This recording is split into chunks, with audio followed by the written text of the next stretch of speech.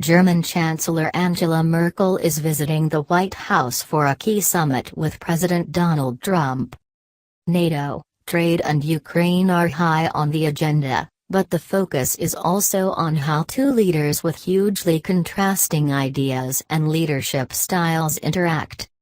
Mr. Trump has called Mrs. Merkel's migration policy catastrophic, while she has criticized his planned travel ban on several mainly Muslim nations. The visit was scheduled for Tuesday but had to be postponed due to a snowstorm. The leaders are holding more than 2 hours of talks, followed by a working lunch and joint press conference.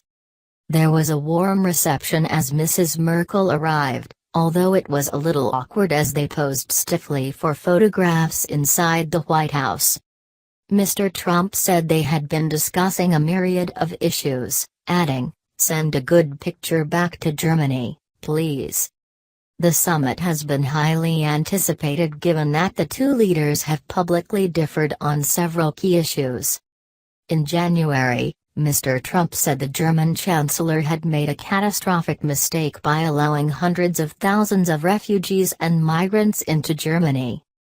And when Time magazine chose her as its Person of the Year in 2015 instead of him, Mr. Trump said she was ruining Germany.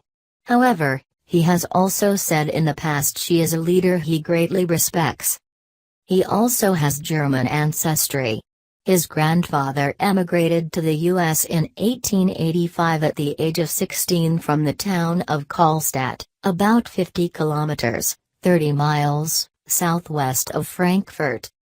For her part, Mrs. Merkel has criticized President Trump's controversial travel ban that targets the citizens of several mainly Muslim countries.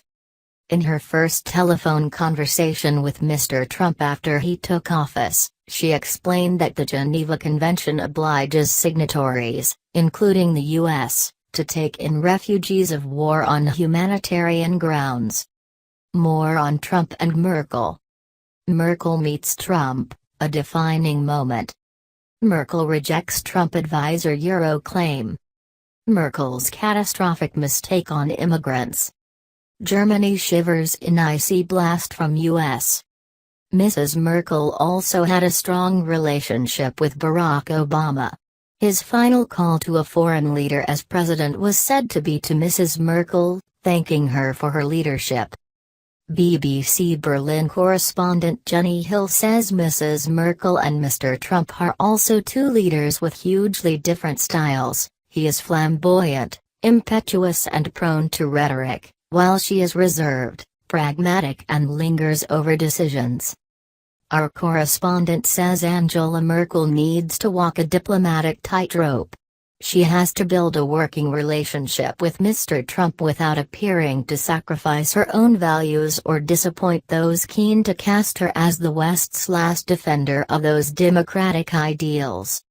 This first meeting comes as she prepares for an election battle later in the year, seeking a fourth term as chancellor. Trade is a key issue for the summit. During his presidential campaign, Mr. Trump threatened higher import taxes for countries such as Germany that have a trade surplus over America. Mrs. Merkel is being accompanied by top executives from German companies Siemens, Schaeffler and car giant BMW and will point out the large direct German investment in the U.S. She said BMW's plant in the U.S. exported more cars than GM and Ford together from the United States, adding, "I'll make that clear." On Friday morning, Economy Minister Brigitte Zypries said Germany could file a suit against any hike in import duties at the World Trade Organization, WTO.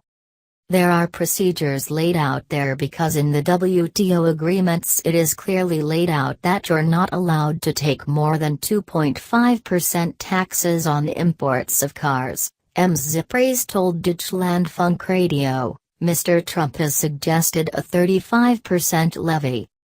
It wouldn't be the first time that Mr. Trump has lost in the courts, she added. NATO is also on the agenda. Mr. Trump has insisted members pay their fair share.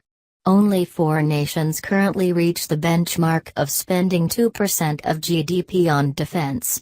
Germany is not among them.